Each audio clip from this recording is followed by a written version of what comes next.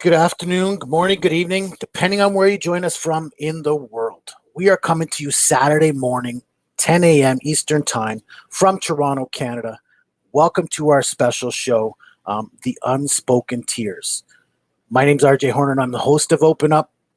I'm also the vice president for International Men's Day and a facilitator in my own community called Live and Love Life.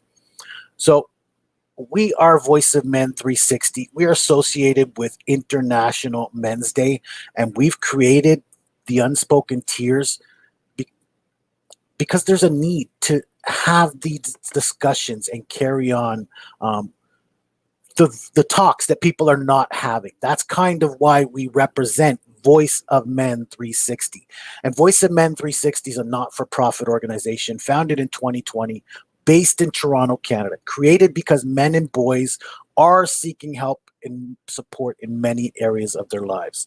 We understand the demands and the support needed, and we want to step up and help to improve the lives of the men and boys in our society.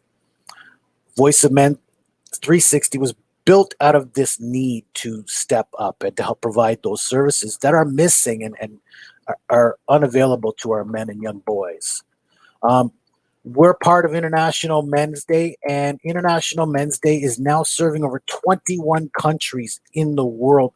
They've been serving for over 21 years and 90 countries around the world, performing various activities to help represent the men's work.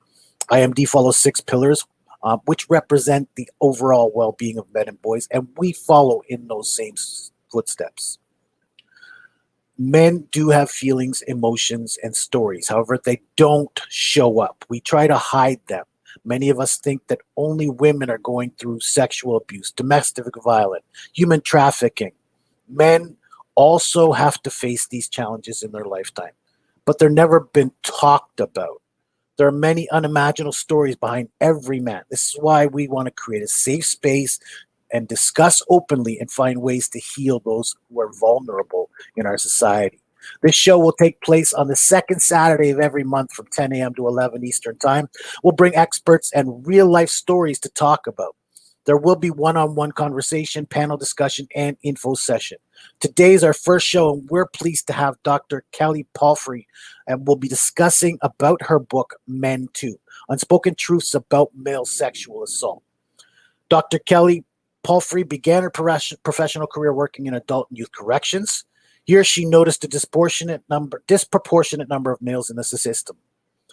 After becoming an RCMP officer, she took an interest in investigating sex crimes and went on to specialize in sex crimes committed against children internationally. Here, as she combed through the video evidence, she witnessed firsthand the grooming tactics commonly used by sophisticated pedophiles. She retired from the RCMP and obtained a PhD in counseling psychology. She conducted her doctoral research on why males don't commonly disclose sexual abuse. She's now a trained trauma therapist and public speaker on the topic of male sexual abuse. Dr. Palfy currently runs a small private practice where she works with male survivors of sexual abuse, first responders, and couples using emotion, focus, and cognitive behavioral approach, plus eye movement desensitization and reprocessing, which is referred to as EMDR. So welcome, Dr. Kelli Palfy, and thank you for joining us. We're happy to have you as our first guest to this show. Good morning, and thank you. It's an honor to be here. Absolutely, and this is a vital show. Again, these are the conversations and discussions that people just don't have. We don't want to acknowledge it. It exists, but you've done the research. You know it exists, right? Tell us a little bit more. First of all, you and what you do, and then eventually we'll get into what brought you to this. Okay, yeah, like you mentioned, RJ, I'm a registered psychologist. I work in a small private practice here in Alberta. And, what I'm primarily doing is trying to promote awareness about boys and men as victims of sexual abuse. So I became aware of the situation through my work in the RCMP, and just decided that if I was the quote unquote expert and I didn't know this kind of stuff, that the general population probably didn't either. So I kind of made it my life purpose to make a difference as best I could. And to inform the people out there, right, that it is a problem and we need to draw attention to it. Yeah, absolutely. Yeah, I wrote Men Too: Unspoken Truths About Male Sexual Abuse, based on my doctoral research. The idea behind it was to help boys and men understand, make sense of what they've gone through and hopefully be less critical of themselves and get some help. And also, yeah, the second major goal was to educate the public. Like, people, come on, if you still think this isn't happening, have a look at my book, right? There's proof here. Again, I'm glad we have this conversation. I have personal reasons for wanting to carry on this conversation, and this is the reason I've gotten into the men's work as well, because this happened to me as a young boy, and nobody knows that. You know what I mean? That's something that's my secret alone. I mean, there are one or two people, well, one person now in existence who truly knows it, but it's not discussed, right? We don't talk about it. Yeah. And there are reasons why we can't, too. No, absolutely. RJ, I can't tell you how many times I've heard that. You're the only person I've told. Sorry? I said, I can't tell you how many times I've heard that, men saying, you're the only person I've told. Well, I will tell you that I was young enough and still maybe wise and strong enough that I did act for myself. I did speak up and I did try to deal with the situation. I was a very, very young boy. And when I brought it to my parents' attention, all I wanted was my parents to believe me. And it became a big situation where, if this went to court, you wouldn't be able to. I was like, you know what? All I wanted was my parents to believe that this happened to me. You don't have to believe it. My parents don't have to believe it, but it happened. Mm-hmm. And that was that. So I never truly discussed it with anyone ever again. Wow. I'm sorry to hear that. And that is, so my doctoral research was in regards to what are the reasons that boys and men are not coming forward, because research shows us that 1 out of every 6 males is sexually assaulted to some degree prior to the age of 16. 1 in every 12 males is forced into intercourse before age of 18. So, to me, it's ludicrous that this is not being examined. It's ludicrous that more and more people are not paying attention to this. So I wanted to, one of the things that is kind of commonly known is that it's talked about least of all amongst the victims themselves. So I wanted to know why. What do boys and men need to feel safe to come forward, basically, and what are the reasons they're not coming forward? Wow. And you've done research on this, or do you have the answer for that? I have. I did my doctoral research in regards to this, and then I put it together and into my book called Men Too: Unspoken Truths About Male Sexual Abuse. So, I spoke to 14 different men, but unfortunately one of them did not meet criteria for my actual dissertation requirements, but his statement was still very interesting in regards to what, how society treated him, or how, just the response that he got when he came forward. So I examined, I had a series of questions, and I sought out and obtained 13 participants and asked them all the same questions in regards to why you did not come forward. And I got, I don't know the exact number of different themes that I got, but I got very rich data, which I can tell you was, there were a lot of themes to it, but there was also, a lot of diverse themes too, in regards to depending on the age of the victim, their developmental phase, who their perpetrator was, their life situation, their supports pre and post abuse, that kind of thing. And so could you maybe share with us 1 or 2 of the common themes, the bigger? Yeah. Well, the biggest theme was fear, right? And that manifests physically, emotionally, biologically. So for some boys, the trauma was so catastrophic that their brains actually blocked the abuse until adulthood. So that was one of the factors in why they didn't come forward. Unfortunately, they might have experienced other problems associated to the abuse, but it wasn't until later in life, when safety was established, that their brain finally said, okay, you're able to deal with this now. I'm gonna let you remember it, which was obviously horrifying for them to have to go through that. But trauma and repressed memory was one theme. Under the fear scope, there would be, just physically afraid of their offenders who had threatened them, or they would be dependent on their offenders and afraid that things could get worse if I came forward. I mean, like I interviewed men who were, in their 60s and 70s too. And, they were saying like, this happened when I was a kid. Like people didn't talk about abuse back then, let alone sexual abuse. There was no resources for men back then, and nobody, ever even talked about it. So they just kind of, or it was their father. Another big theme was, protecting the family. That one blew my mind, honestly. Like, in my book, I tell the stories of some of the participants who, one person in that, like one of the siblings was ill or mom was ill. So I didn't feel like I could burden my other parent with this information, right? So that one just broke my heart, right? Like as a little boy, that they're protecting their families from this information that they thought would be too hard for them to handle. What was my second most predominant theme was just they felt that there was no point, that nobody would help them.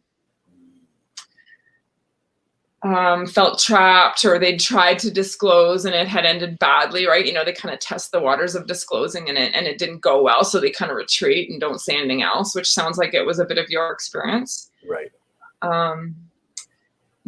Met with secondary abuse. Unfortunately, like 2 of my participants had gone to therapy and ended up being abused by their therapist. Ugh, it just makes me, so, sorry, go ahead. No, you continue, please.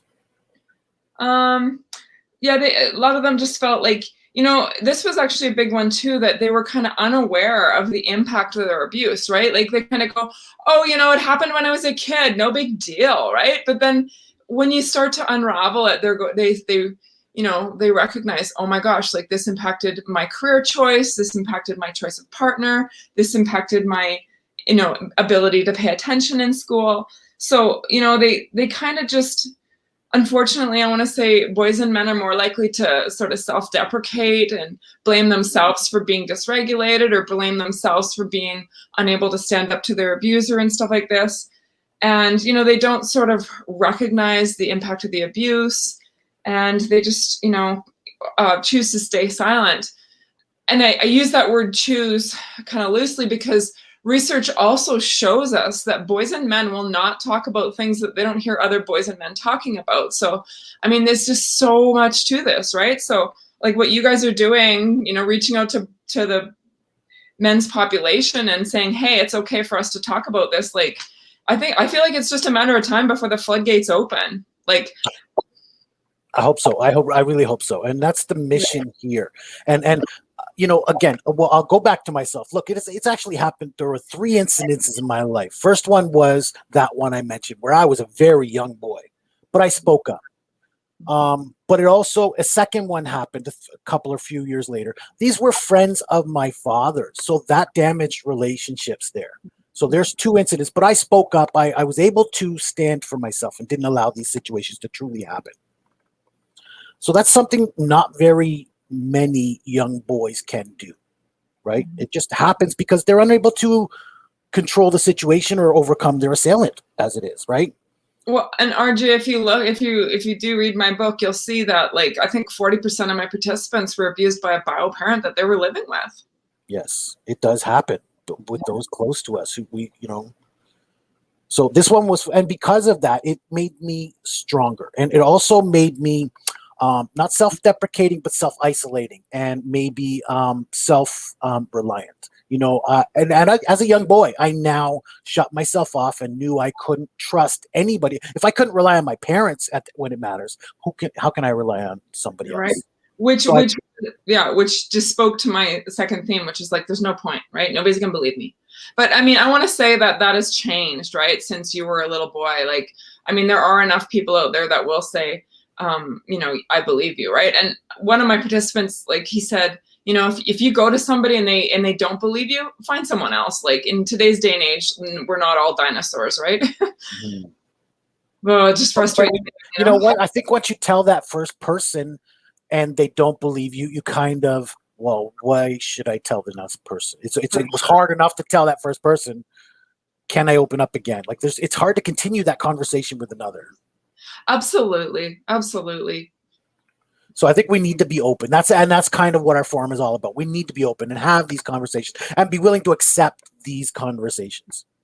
And RJ, I'm not trying to sound arrogant, but I wish I could clone myself and, okay, this part of me is going to spend the next month creating a course for psychologists. This part of me is going to spend the next month creating a course for police officers, right? Like there's so many, like when I was doing my PhD, I did a lecture to the master's students, and the prof was standing in the back, and he came to me afterwards and he was like, holy crap, I learned so much. Like you made me think differently about how I treat my clients. Like I'm guessing this is what I'm missing with my 2 male clients that I'm so stuck with. And like, it hadn't even crossed his mind. And I mean, he wasn't trying to be negligent or anything, but it's just like, wow, like I never even considered that he might be sexual abuse victim, right? Right. And they're because we do it behind closed doors, there's always the potential that you never know who might have been that victim. Yeah. I feel like I can see it now, though, like when the way that boys and men are forced to cope in society, they wind up engaging in some turn to substances, right? Some turn to addictive substances. Others turn to isolation.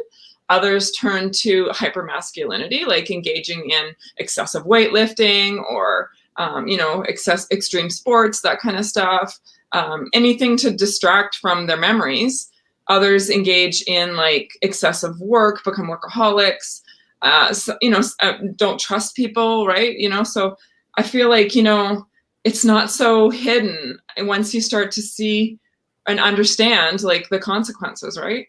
Yeah. And somebody asked about how it affects people mentally. And so I think none of these things that you've just mentioned are healthy ways to demonstrate this maybe what is rage or what is shame inside of us for things that really we're not responsible for. Absolutely. Yeah. I mean, emotionally, these, that's a complicated question, right? Because it,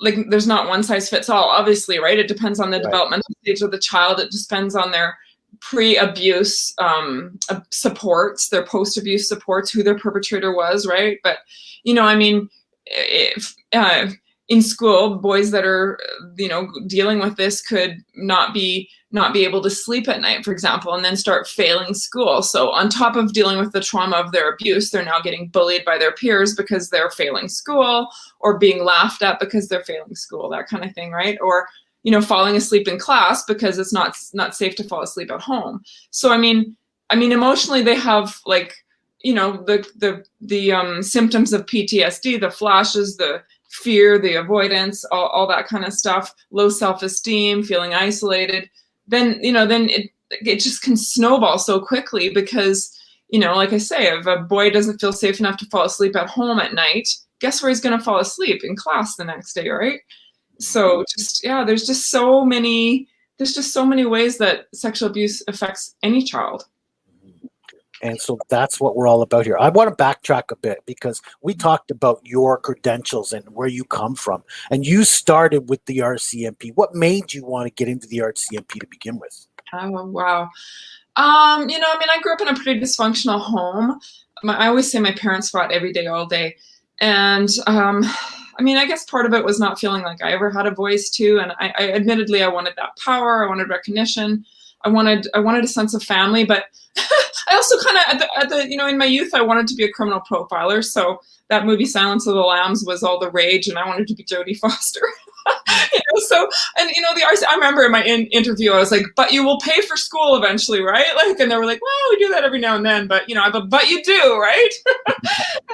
So, I wanted to be a criminal profile. I've always been sort of interested in the sort of deviant mind, understanding it, making sense of it. And so I wanted the job security. I knew, like having a pensionable career was wise, and I wanted the diversity. Like I'm severely ADHD, so I get bored pretty quickly, and sometimes I struggle to get along with people. So I was like, hey, if I have a problem here, I can go over there. There's just so much room for movement in the RCMP, right? So so that was sort of what made me get into the RCMP.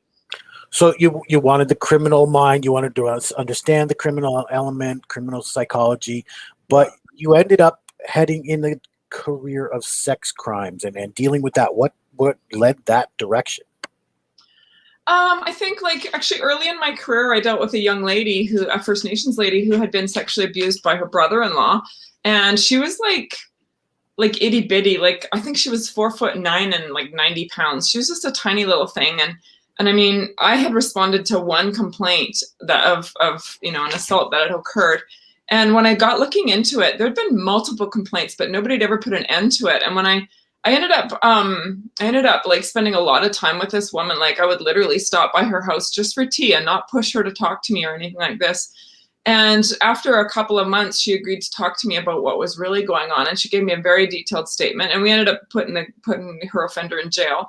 But like just that, like she told me the reason she hadn't had success in disclosing in the past was because the male officers that were coming to her house were a little too aggressive with her and she didn't feel safe. And so, it was like, okay, this takes a special touch to win their trust. And it takes, like a finesse and sort of a, like an understanding of trauma, I guess you would say.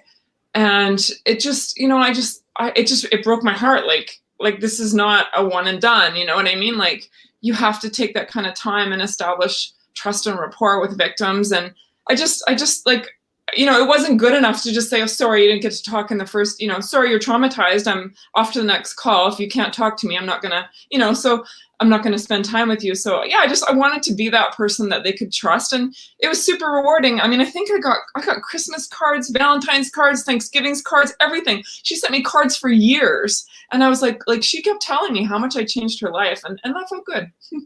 It's certainly nice to know you make a difference. And so you talked about the First Nations community. I'm glad you did. We do have Indigenous followers in our community. Let's talk about the stereotype for a second. Is there a higher ratio, or what was the ratio like as far as violence or sexual abuse in the Indigenous community, if you wouldn't mind?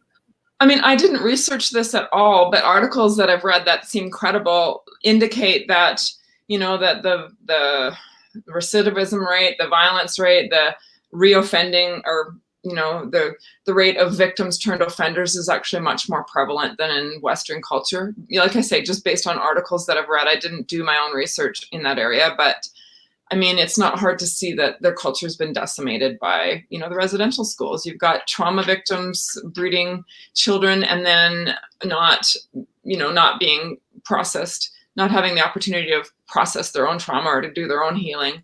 And, they're living in a society that's filled with people who've been victimized. So, and residential schools, I mean, that went on. I know they were trying to end it in the 70s when I was a boy. I believe it went into the 80s before they were finally eradicated, I believe. Yeah. So, I mean, thankfully it's gone, but now I think we have the residual carryover from, the next generation is bearing the brunt of the anger and the frustration that they carry. Yeah, my understanding is the last residential school closed when I was in high school, like 1988. Yeah. So, one of my biggest frustrations is, people saying, why don't they just get over it? It was a long time ago. And I'm like, if you were sexually abused your entire life and, abused by all these people in authority who are supposed to be teaching you how to make it in the world, you might and controlled in every area of their lives. That's really what residential schools were, means of control. So it wasn't really much about education and the education they deserve, right? So that's an unfortunate lifestyle that they've had to not only deal with but accept, right? In order to move on, they have to accept that this happened. And yeah. Sorry, I'm seeing a glare off my glasses. No worries. There's just so much that they've gone through that again, it's culturally hard to just walk away from and forget, or forgive and forget. Yeah, absolutely. So, you have to, in order to be able to move on, as you say, forgive and forget. That's a whole nother topic. But I mean, you have to be able to access the trauma, process it, and then, eventually reconceptualize it and reconceptualize yourself, right? So, I mean, this is not happening in that culture yet. Like there's nowhere near the programming we need in Western culture, let alone in any of the specified populations, right? Like in the general population, there are very few resources for boys and men. I mean, that is my dream. I want to open up a treatment facility just for men. Absolutely. And so you mentioned earlier that you would love to be able to clone yourself and pass this message on and be able to, but again, here's an opportunity to do so in the sense that you could connect with others in the communities, in different communities, and be able to teach them or offer them the research and the training to be able to, help engage their community and change that community for the better, right? Absolutely. But unfortunately, developing these courses and stuff doesn't pay the bill. So in the meantime, I'm working, and yeah, I mean, I need to do that. And it is on my, list of passions that I'd like to pursue. Well, I think you've connected with a community that has connective resources. So I'm not going to force you. What you do is entirely up to you. But I think you have an opportunity here to connect with us and connect through others, to maybe teach others your methods and your research so that you could, pass these messages on. RJ, I mean, the base of it is really about creating awareness, right? It's about opening up the conversations. It's about pulling our head out of the sand and stop engaging in acts of willful blindness and just, make safe spaces for boys and men to come forward, right? It is primarily about creating awareness. I mean, there's tons of trauma trained therapists out there that, that could assist any trauma victim, but it's about saying, it's about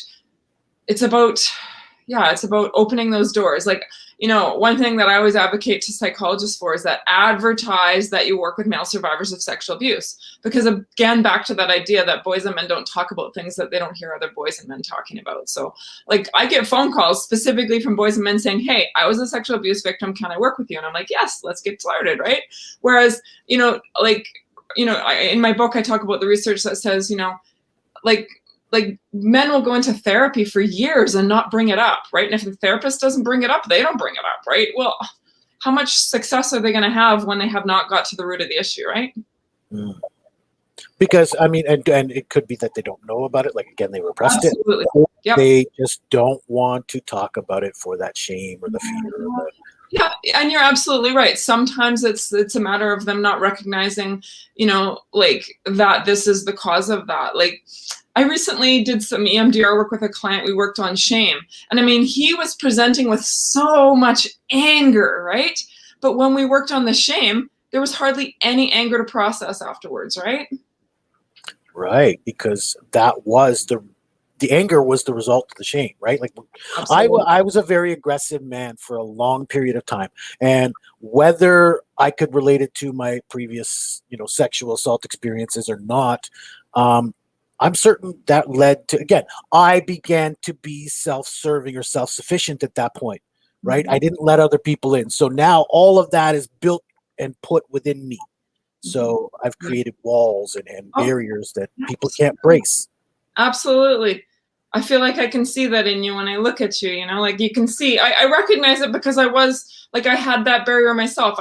You create this barrier of toughness, you ain't getting in here. Good luck with that, right? And I mean, it's a protective barrier. It's something that helped you survive in the past, right? But I can tell you, I had a client say to me the other day, man, I feel like I'm coming back into myself. And I said, for me, I grew up in a pretty traumatic environment, and then I went to work in a horribly, abusive environment where I was bullied continually. And now that I'm out of that environment, I feel like I'm discovering who I am for the first time in my life. I'm discovering this other softer side of me that doesn't have to have this protective barrier up. And I want to say that that's probably more likely the experience of boys and men who finally go to therapy after years of having that wall up, having years of having to wear that body armor as a protective mechanism. I will tell you, my first step was learning to let the emotions loose. Because again, trying to control one emotion, you're trying to control the anger, but you control the love and you control the good emotions too. So I first had to learn, in order to love, I had to learn how to let emotions come out. Absolutely. And let them come out safely too. Because again, once you let emotions loose, a joyous moment could turn to anger in a snap of a finger. So RJ, that word control that you used, I think that's so important to pay attention to, because abusive victims will spend a lot of time and energy trying to control their environment. And by that, I mean they control how intimate or how deep the conversation will go. Like if it starts to get too intimate, they'll shut her down, change the conversation, use humor, whatever to distract, oftentimes because they don't want to accidentally disclose. So that's why they keep people at bay, right? Like they'll keep people at bay because they don't want to accidentally disclose. Absolutely. Right. And it's a shame. So have you done, I know you stay on the abuse side, but have you done any research into like perpetrators and that side of things? I haven't done research, but when I worked in the behavioral sciences unit of the RCMP, I worked very closely with the psychologist there. I mean, closely, I mean like his office was next to mine and I was always bugging him. Not like we worked together on projects, but I was always so fascinated, and, you know, whatever he'd tell me to read, I'd read, that kind of thing. And, you know, I mean, he had prepared search warrant affidavits for us, and I just kind of have done my own research, like in the context of reading, not speaking with perpetrators, but reading the research that is out there on perpetrators. So I'm familiar with the different types of perpetrators. And because I mean, the one question we all want to know is why, right? I mean, yeah. We ask ourselves that, I'm sure. I mean, I know I have. Yeah. And we would love to, you know, because we can never ask the perpetrator, right? Yeah. But we'd love to know why. So do you have any answers for that? Or is there something you can offer people out there to soothe their mind maybe in that area? Yeah, I want to say there's no good reason, right? Like, I mean, for some it's power and dominance. For others, it's sexual. For others, it's just, you know, you know, depending on what population we're talking about as well, right? Like, yeah, so for some, they're, you know, wanting to erase that voice of being the victim and then they become the perpetrator. But I don't like to emphasize that, because I want to say a lot of victims don't come forward out of fear that people will be focusing on that myth, right? Like, you know, there's a big fear in society that, you know, at least there used to be, it's getting better, but that if you were a victim, a male victim, you were going to become a perpetrator. Well, people don't think that about women. Why should you think that about boys, right? Like, it's ludicrous. Like, less than 10% in the general population of boys turn into offenders, but yet this is such a thing that keeps boys silent, right? Yes, and I can tell you personally, you know what? I'm a victim, and there's absolutely no way it would come to my mind. I'm never going to do that. You know what I mean? It happened to me. How could I possibly do that to somebody else? So, you know, you can't say that every person out there is going to become one because it's happened to them in their life. But like, I mean, one of my participants said that the reason he came into therapy because fear that he might do that, like fear that, you know, he was felt guilty when he's changing his baby's diapers because, you know, he's like touching their genitals. And, you know, he just felt so much shame and fear that he could somehow become an offender. And I was like, you know, telling him like, no, if you're afraid of that, you're not going to become an offender, right? Like, offenders desire this. They're seeking it out. They're not, you know, doing things to protect themselves. Like, they create opportunities, not the opposite, like him. Right. And the victims had nothing to do with that. They're not responsible for this in any way, but yet we take responsibility, right? This happened to me. Yeah. And so we carry that responsibility with us beyond this event. Absolutely, RG. One of the things that I talk about in my book is how boys and men, once they like this happens in their youth, so they don't understand a lot of times. So they don't necessarily understand the sexual nature of their abuse or the extent of their abuse. So when, like, lots of times when they start to realize that their abuse was sexual, then they judge themselves as if they knew when they were a little boy what they know now as an adult. And it's just not true. Excuse me. Yeah, listen, I was always considered a gentle and you know, sensitive boy. You know what I mean? And so I don't know if I came across a certain way that people thought they could take advantage of me. I don't know what thought process went through the perpetrators' minds. But I'll tell you, it bled on my mind after that incident, especially because, again, I had nobody to talk to about it. I didn't forget it. I didn't repress it. I had a lot of time as I grew up to think on that incident or the couple of incidents that happened to me. So, again, but there's always that why, you know what I mean? So we may never answer the question, but I think there's got to be work that can be done in those areas. Absolutely. So one of the things, again, we've talked about you collaborating with other people. There are other people out there that want to collaborate. Whether you collaborate with them or not, there are other people collaborating who want to change this story or change this narrative, right? Absolutely. So I think we got to connect them here. We'll have the opportunity to do that. Love it. I really do hope you connect with other people out there. But what can we do to change the narrative? Like, can we reach these perpetrators? Can we do something to rehabilitate them when we recognize the symptoms or recognize the violent nature, or I want to say the biggest thing that just kind of glares in my face is accountability, right? Like, traditionally the Catholic Church, they'd find out that somebody was an offender and they just move them, right? Even same in the RCMP, there's bullying or whatever, so they promote them or move them, right? Like, we need to have accountability within agencies to stop the cycle, to stop allowing offenders to just continue to offend, right? Like, that is the thing that I think is the biggest step that we need to make initially is, A, creating a safe space for boys and men to come forward, and then B, cutting the strings that allow these offenders access to children. Of course, we've come a long way since the 1970s where this stuff didn't exist. We've put in place some protocols and practices to help, people feel that they have that safe space or that lifeline when it matters most, right? But again, another thought that came to my mind was, we do catch these first offenders or first timers on, we don't catch everyone, unfortunately, but we do catch them, and we don't take enough opportunity because, again, they have nothing but time on their hands. There's, in that system, at least when they do get persecuted.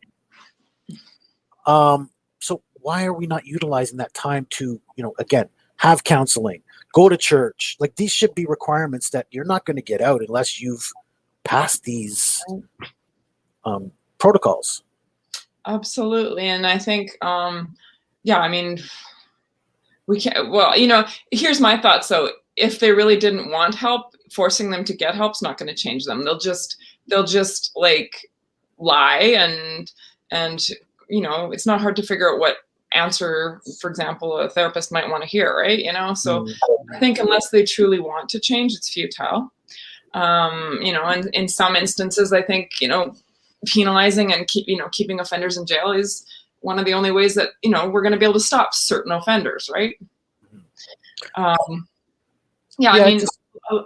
just feel that and I'm sure many people out there feel that the parole system or the release system is a little too lenient for offenders. You know what I mean? Don't get me wrong. There are some crimes that don't require, 15 months or 3 years in jail. But there are many crimes where the perpetrator needs to be questioned as to whether they can be released. Right. And, honestly, I don't keep track of what the statistics are or anything like that. But like, I can tell you that, most offenders will, I don't think we even have adequate treatment, right? In most facilities, there isn't adequate sex offender treatment.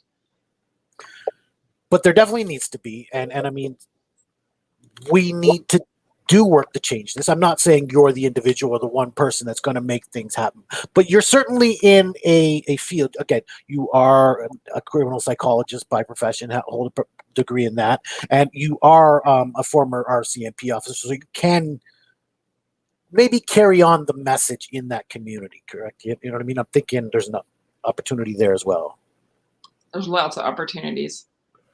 And that's what we exist for, is to carry on these conversations. So, I'm glad we had this conversation with you today. There are so many people. I want to point out, too, that there are people out there connecting with each other on the Facebook chat and talking about their lives. That maybe they're not being open. Again, this is social media. You don't want to be fully open. But they're willing to discuss the fact that they've been through this and the fact that they've been down the road. So, you know what? There are other people out there who are going through this, right? Yeah. And RJ, like, my book is designed to support, like, the male victim who has not come forward yet, right? Like, I know the stories are hard to read. There's not a lot of graphic detail, but it's heartbreaking, right? Because the stories that I tell, like, I mean, I highlight how profoundly impactful the abuse was on their lives. But I've got a lot of psychoeducation in there, meant to bust the myths, meant to provide, educational support for male victims. You know, I don't know, like some of the reviews, one of the reviews that I got that I kind of helped me to put words to what I was trying to do. He said, "You put words to what I didn't previously understand." And I was like, thank you. That's what I was trying to do. And thank you for helping me understand that that's what I was trying to do. Absolutely. I'm sure you do great help in helping people realize, not necessarily that they have blockages, but there are things that they couldn't connect, right? You helped me realize today, I will say this, that I maybe have like that shield, that blocking, has kept me from other areas of my life because it was, something that I put up because of this situation, but it's been holding me back in one way from, excelling in another area of my life. Yeah, absolutely. Right. Because you doubt yourself. You doubt your worth, you doubt your value, you doubt your abilities, right? That is my biggest concern, right? And I'm a confident guy. I've come a long way to become this person, but I'm a confident, capable guy. There are many people out there who are still shy, hiding in the backgrounds, hiding, not, and they may not think they're ashamed. They may not think that they're holding this in and blocking themselves, but yet they are. They're not allowing themselves to express themselves properly, right? Yeah, absolutely. Like my goal in supporting boys and men with this book is to help them become what they were meant to become, right? To help them reach their inner potential and not be held back by these chains, right? By these faulty beliefs about themselves, by these, just sort of lies that keep them stuck, like lies about their share of responsibility in the abuse, lies about, like I say, they're judging themselves as if they knew then what they know now. You weren't a 29-year-old pro athlete when your sexual abuse occurred. You were a 4-year-old little boy, and this was your uncle who you were supposed to be able to trust, right? Yeah, those words hit a little too close to home, but yeah. No, don't worry. That's what this is about, right? It's being free to discuss things like this. Look, I've had many years to come to terms with what happened, and maybe I can't justify it. I don't have the answers for what was in somebody else's mind. Yeah. But I know that I wasn't responsible. I wasn't the one who brought this about. Absolutely. So again, I carry myself differently than other people maybe. So And RJ, there's a few books out there written by Dr. Anna Salter, and she's specializing in the area that you're interested in. So she specialized in corrections. She's a psychologist, and she did research with the psychopathic sex offenders and narcissists and stuff like that. So I think you'd probably benefit from reading her book as well. So Dr. Anna Salter. Her book is called Predators, Rapists, Sex Offenders. What is it called? Sorry, I should have it handy here. She has a book on predators, basically, though. Just Google You her can name. post it maybe in the YouTube at the end of this video, maybe in the comments, and people can get access to it that way, and I'll certainly get access to it that way. Yeah. So thank you for that, because again, we do need to look at the options to trying to eliminate. Again, you're never going to eliminate every little issue in the world, but we have to do the work towards it, and somebody out there needs to do it. I'm glad we're having the conversations about it, but I'm certainly willing to follow up and trying to do more work to resolve the mental state or the impact that people have. Well, RJ, you're very brave to go public and, be a voice for men. And I'm sure that you are going to give strength and encouragement to other men to do the same. Absolutely. And so your book, there's a way for people to maybe discreetly, again, this affects you. I can't talk about it, but maybe I can get this book and learn about some of the ways that other people have coped and dealt with this situation, and maybe get some peace of mind or counsel that way, right? Yeah, I had somebody email me yesterday and say, "Man, I wish my therapist knew about this stuff." And I said, "Buy her a copy of this book, and just give it to her and say, this is what we need to talk about." Like, because it's hard to bring it up. He's telling me I want to bring it up to my therapist, but she's never brought it up. And I said, just give her a copy of my book and tell her to read it. Tell her to educate herself. And somebody just posted a link for a copy of your book, so I hope people get it, because again, there's not only ways to deal with it, but again, you get a sense that other people have gone through this too, and just knowing that, I think, can help bring a little bit of a release. Absolutely. And I'm not trying to be like critical of like other psychologists or the penal system or anything like that, but I just like, I mean, you're highlighting there's flaws in the system. There's flaws in awareness. Absolutely. That's the basis of this. That's why this is, you know, like I say, boys and men talk about it least of all. Like it's like the best freaking kept secret ever. It's terrible. You know, and like I said, you know, you said you're going to ask me about sort of why I got into this work. It was because I had my eyes open to it. Like, I mean, I started my career in corrections, and yes, I remember saying like, why are there so many boys and men in prison compared to women? Like, I don't get it. I mean, I just didn't get it. I was like, I mean, I grew up with a sister who was pretty abusive towards me, like physically. And I knew that females could be just as aggressive as men. And I know I'm from my years of policing and stuff like this. So when we're talking about aggression, and I literally did not understand why there were so many boys and men in prison. Fast forward, 10 years, and I'm sitting in on this lecture by, it was pro hockey player Sheldon Kennedy came and gave us a private lecture and talked about his sexual abuse and how it impacted him and why he didn't talk about it. And it was like, oh my gosh, that's why there's so many boys and men in prison, because boys are abused too and they can't talk about it. And then it was like, oh my God, I'm the expert in this field and I didn't know this. And, and my supervisor, we had a case where we had, I can't remember how many victims, like 65 victims. And we were trying to figure out how to, like, it sounds horrible, but we couldn't write to all of that. So we had to kind of, for a lot of reasons, not just because one being that we were overwhelmed. And he said to me, don't worry about the boys. And I was like, okay.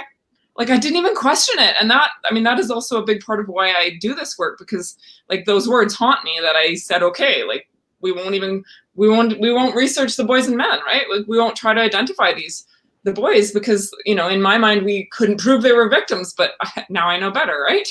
Now I know that just because there's, arousal or whatever doesn't mean that they were willing participants. That's another thing too. You know what I mean?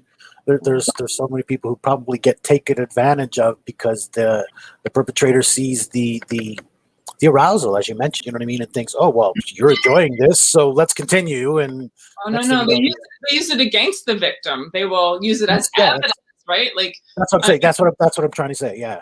And I talk about that in detail in my book. So if anybody's struggling with that, please pick up a copy of my book. Yeah, like that, the body is meant to respond. Like our body is designed to respond to touch. And if your body responded to that touch in a sexually favorable way, that's because your body works the way it's supposed to, right? Somebody abused that. Somebody exploited your, body's own capable ability. And I mean, I may have been a young boy, but I can tell you some of the charge that's going through, you may, and again, I wasn't aroused. I didn't know about arousal at the age I was abused, but I'm sure for young adults, there may have been arousal in that situation, but your heart is pumping like crazy because this situation is just, you don't know what to think about it. So your heart is pumping. So that's sending blood and adrenaline to every part of your body. And then you're getting all these signals and all these messages back and forth between your mind and your body. And just, you can't even, you can't even accept what's going on, much less agree to it or Absolutely. I actually coined some phrases in my book, page 41. Abuse often leads to confusion. Confused, non-compliant, emotionally in need, non-compliant, and fatigued, non-compliant. So kind of like breaking apart all those things that you might be alluding to, right? Like, these memories of being terrified and afraid, yet your body's saying, okay, let's do this, right? Totally, the confusion about having liked the offender prior to the abuse occurring, because, all children need emotional attention. And oftentimes the perpetrators will target it. I mean, they will target a child that they see needs attention, give them the attention, oftentimes for months, years before they offend against them, right? So of course the child has developed a trusting relationship with their perpetrator. I mean, a loving relationship in their mind. And then eventually the perpetrators get to what was their real agenda, which was sexually abusing. So. Absolutely. Yeah. And again, we keep trying to draw it to the thing that it's not your fault. It's not your responsibility, because, I think that was one of the things that held me back for a long time, was that somehow I was at fault. No. Right. No, so no.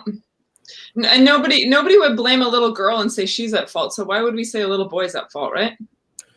Yeah, because we're supposed to know better. So one of the reason I asked that question is because we want to talk about mitigation, or trying to reduce this, or trying to change the situation. And what advice would you give out there to people who have been victims? Perhaps they can't go to the police. Perhaps they can't, they can't find a resolve. What advice would you give? Well, the voice of one of my participants, like I said before, if you go to somebody and they don't believe you, find somebody else, right? Like, find somebody else to tell, because somebody will believe you. But, advice I would also give, like, parents, we need to, in today's society, I'm sorry, we need to educate our children. I mean, it should never be up to a child to protect themselves, but children have to know that this goes on, and that they have to talk to a parent if and when it does happen. And so what about, again, we talked about it a little bit in the Indigenous, but what about cultural barriers? Like, each different culture has its own beliefs around this issue. How do we overcome that one? As briefly as possible for a discussion there. Yeah, I mean, we just have to break down those myths, right? Like, Western culture, boys are taught that they're protectors, right? Right. Boys are taught that they grow up to be the protector. That's wonderful. But can we expect a 4-year-old boy to protect himself against an adult man? No. Right. So we have to, I mean, there's nothing wrong with teaching masculine principles to a boy, but we also have to educate our children that not everybody out there is trustworthy. Some people have ulterior motives. And if you're ever victimized in this way, you need to tell a person in authority. You need to tell your mom, your dad, a police officer, your teacher, somebody trustworthy. And I know it's unfortunate that, perpetrators will insert themselves into these careers and these positions of trust, purposely to gain access to children, but not all people in those positions are perpetrators. So. Right. And I would even say, go further and say few are, right? So if by chance that you've met with this one who happens to be a perpetrator, chances are the next adult you go to is not going to be against you in any way. In fact, they're going to find you that help you need. Yeah. So you can't be afraid to go forward. I'm seeing a question in the chat. What advice would you give Indigenous sexual assault victims that can't go to the authority as they may be the abuser? Find another one, right? Like, yeah, I mean, of course, these offenders put themselves in positions of authority. I mean, one of the things I did when I was a police lady was go undercover and catch another police officer who was sexually offending against children, right? I know that offenders will insert themselves into careers where they are in positions of authority. So yeah, I mean, if your offender is in a position of authority, find another one. Go to a different police department or whatever. This was a huge issue in that big case in the States, right? Like, the prosecuting offender the potential prosecutor was also an offender, right? So. And that can happen. And that's exactly what we're discussing. I think that's why the question came up that way. And I think another answer is that, if it's a teacher, you go to your church, you go to your priest, or you go to, your community center advisor or something. There are other people in your community who are going to accept that story. And you know what? If it is a police officer or somebody in authority who can't be challenged, get another person in authority to help take up that challenge. Yeah. And RJ, one of the beauties of living in Canada, and I recognize that not all of your viewers are from Canada, but in Canada we have no statute of limitations against sexual offenses. So that means that if somebody sexually offended against you when you were in your youth and you weren't able to do something about it in Canada, you still can. They can still be prosecuted. Mm-hmm. Yeah. So that's good to know. Absolutely. Yeah. So then what can we do as a society to help alleviate this issue, or, again, mitigate? Yeah, again, back to education and create awareness, right? Like exactly what you're doing. We are opening the dialogue. That is like foundational.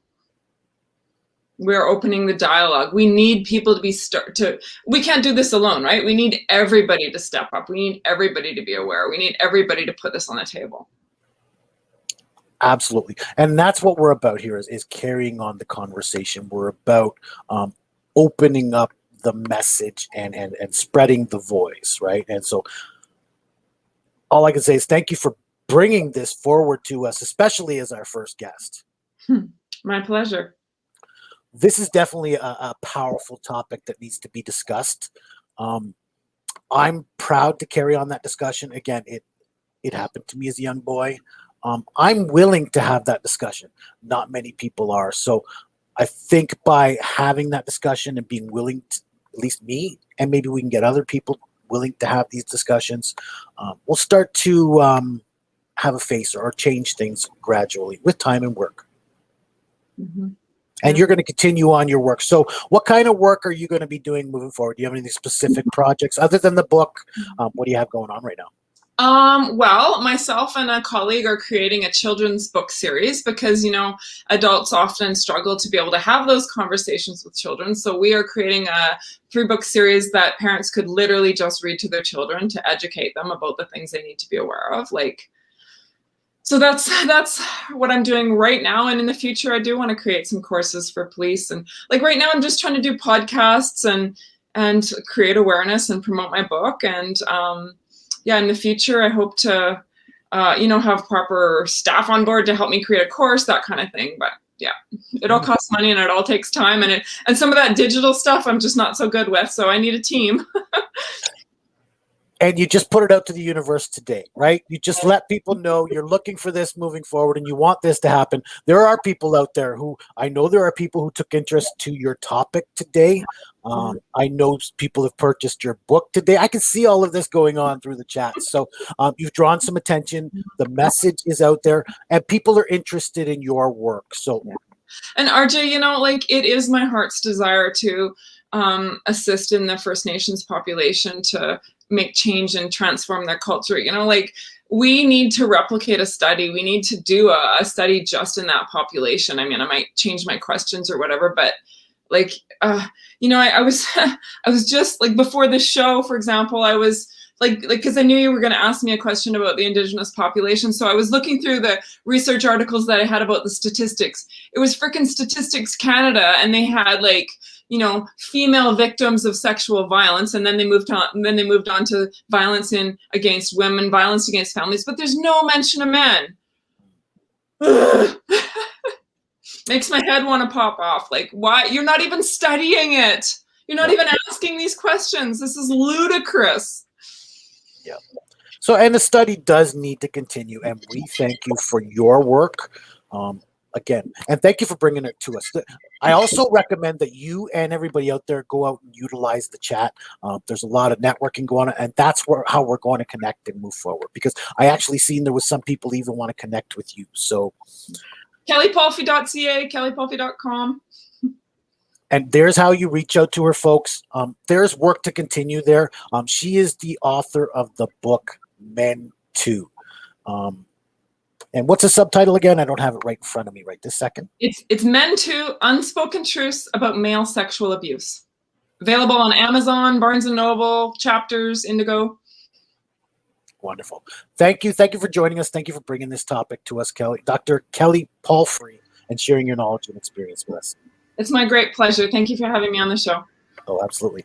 It's very critical that we and everyone out there understand what's going on in every male's life, including domestic violence, especially during these times of COVID. Sexual abuse and other life challenges do occur. Once again, it's great to have you, and we look forward to working with you and seeing how we can help those victims out there. Thank you very much. Thank you. So a few announcements before we end the show. Next week, Sunday, May 16th, that will be the first observance of the World Day of the Boy Child. That is an initiative by International Men's Day, so we're proud to represent IMD for the first observance of the World Day of the Boy Child, which is May 16th. We'll be hosting a special forum from 10 a.m. to 11 a.m. Eastern Time, where our theme will be guiding the boy child, positively impacting the world. Mm. Our host will be Oliver D. Levy, and he's a speaker from the US, UK, and Canada. We'll have many speakers from the US, UK, and Canada to join us. We have a few live shows weekly. Open Up. I am the host of that show. Please join me tomorrow and every Sunday at 10 a.m. Eastern Time. We also host Vili. That is English, or is I in English. So please join us. That is a Tamil language show. Vili, which means I. That is Wednesdays at 7:30 Eastern Time and Sundays at 8 a.m. Eastern Time for those who live outside of Canada. We have panel discussions once a month in both English and Tamil, so please visit our website and find out more about those. And then thank you for joining us here on the Unspoken Tiers, where we'll bring you a guest every second Saturday, the second Saturday of every month at 10 a.m. Eastern Time. I will be your host for that show, and thank you for joining me today. And then we also have Pure Support, where I'll be your host for a monthly men's-only support group. You can join on the third Sunday of every month. That's from 7 p.m. to 8 p.m. Eastern Time. Again, our next one will be on Sunday, May 16th. And then we turn all of this content into podcast episodes. So please look for us for more. We're always looking for support, new members, volunteers to be a part of Voice of Men 360 and help carry this message forward. There's no limitations with anybody to participate. All genders, nationality, and ethnic groups are invited to participate. If you want to be a guest on our show and willing to be involved in our organization, please reach out to us directly. You can find us at our phone number, 437-889-8329. Once again, phone us at 437-889-8329. Our email address is info@voiceofmen360.org. Of course, that means our website is www.voiceofmen360.org. And of course, as I've mentioned, we are Voice of Men 360. You can find us on all social media platforms. And don't forget to like and subscribe for our YouTube channel for more information and more of our programming to come. Thank you for joining us today. We continue this work and we're thankful for your support. Thank you and see you next time.